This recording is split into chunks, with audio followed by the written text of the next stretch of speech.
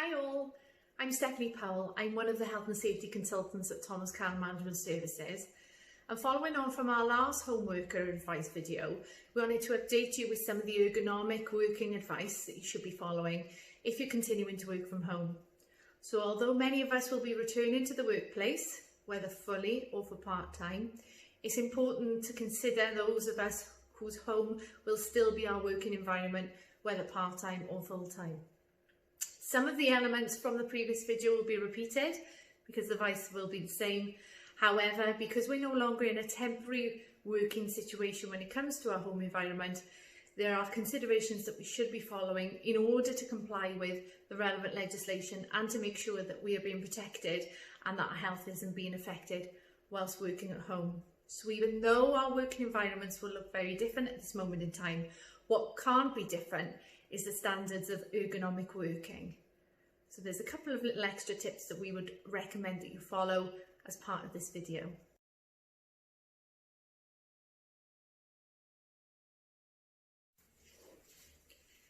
When we were looking at home working as a temporary situation, we advised utilising equipment within your own home and furniture from within your home to work as ergonomically as possible.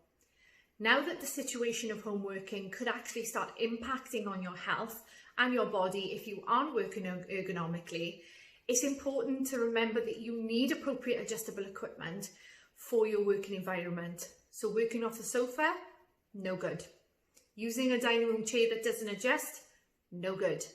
You need to make sure that you have access to the equipment so that you can work in your home environment in a way that is conducive to good posture and to prevent any adverse health effects to you.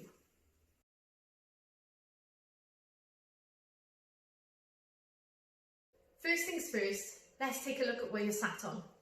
Now in the previous video where we were talking about a temporary home working situation, we talked about using furniture from within your own home, and if you had access to an office chair, you should use it.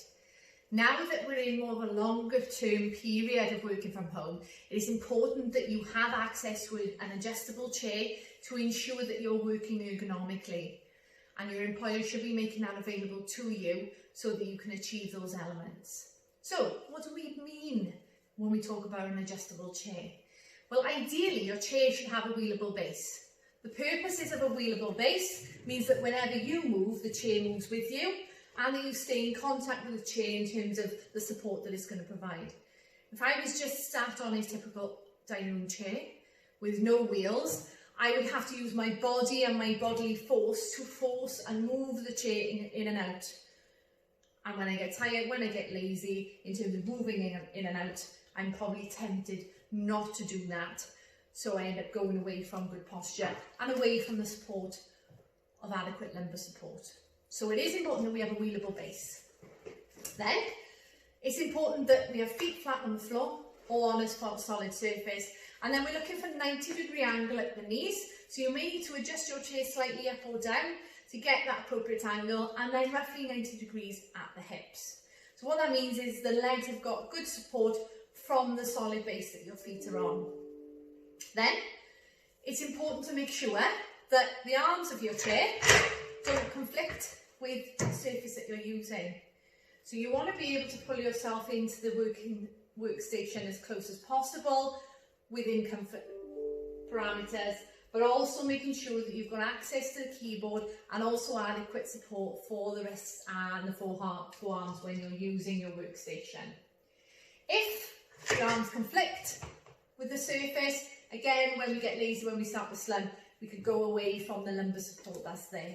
So, can you adjust the arms on your chair, or in some circumstances, could you remove them so that you can get good posture and continue good posture while you're working? Next, it's important to remember that posture isn't just about the knees and the hips, it's all about the back as well. So in order to have an upright position and good posture, hips in line with shoulders, shoulders in line with earlobes, that's what good posture is. You want to have a chair that provides you with that support. And the support should begin at the small of your back and extend as a minimum to the underside of your shoulder blades. Now you may need to adjust the height of this lumbar support to ensure that the curve of the seat fits into the curve of your spine. So you may need to just figure out how to just do that. If your chair doesn't adjust in height, then chances are it isn't going to give you the ergonomic and good posture support that you need. So make sure you've adjusted the seat height, the backrest height, any arm support, so that you can sit comfortably while working at your workstation. If you're working at a workstation that's a bit higher, so it could be a dining room table, for example, and you're finding that the height of that surface is pushing your shoulders into more of a hunched position or a tense position rather than a nice relaxed position on the shoulders, then it may be appropriate to raise the height of your chair just to make sure that you do have that nice relaxed position on the shoulders and still a good 90-degree angle at the elbow, a nice straight angle across the wrists. However, if this raised position with your chair now means that you can't put your feet fully in contact with the floor, then a footrest should be provided.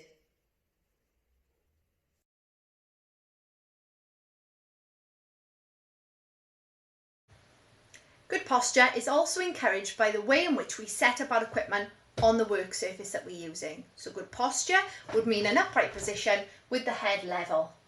So in terms of the screen that you're using, you need to make sure that the top of the screen is in line with your eye line to minimise excess movement of the neck when looking at the screen, which can impact on tension and pressure within the neck and shoulders. Now you may normally have a screen riser or adjustable equipment to do this when in the office, and if you have that available to you, that's what you should be using. If not, again, we can improvise. So I've used a box that's sturdy enough to take the equipment. You can use other forms of equipment or books to do the same. But let's make sure that we can achieve that good posture with screen setup.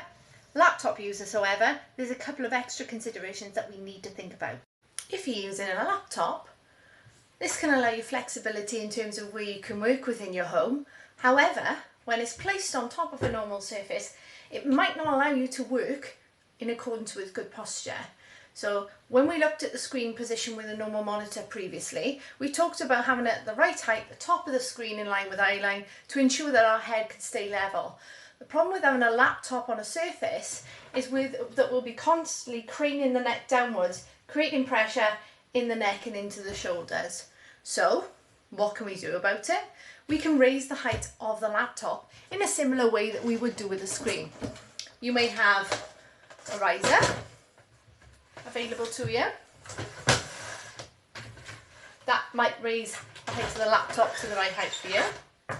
Still a little bit low. So, improvise. Great. Top of the screen, eye line, happy days. Or so we think. When we then want to type or use the laptop, in order to use the trackpad and the keyboard, we then go away from good posture because automatically we're creating tension in the shoulders. So whenever you're using a laptop, one, you need to make sure that the screen is at the right height for you. And secondly, you need to make sure that you have a separate keyboard and separate mouse to allow for you to work ergonomically and with good posture.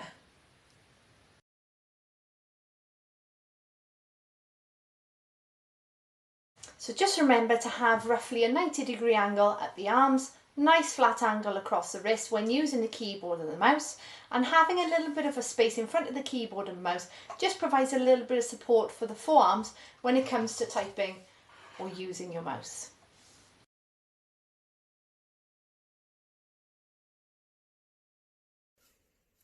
So for those of us who continue to work from home, it's important that we make home working still work for us in terms of making sure that we're staying healthy and safe, both physically and mentally.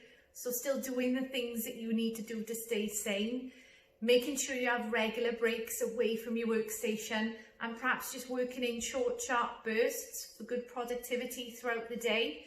But ultimately, there are benefits to working from home, and we want one of those benefits to be ergonomic working and that our health doesn't get adversely affected.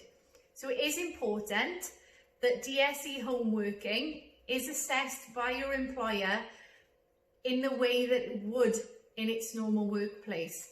There may be slight differences on how those assessments are carried out, so making the most of technology and providing photographs of your workstation perhaps, but it is important that employers comply with their legal duties and have DSE competent assessors to ensure that their staff are working from home safely.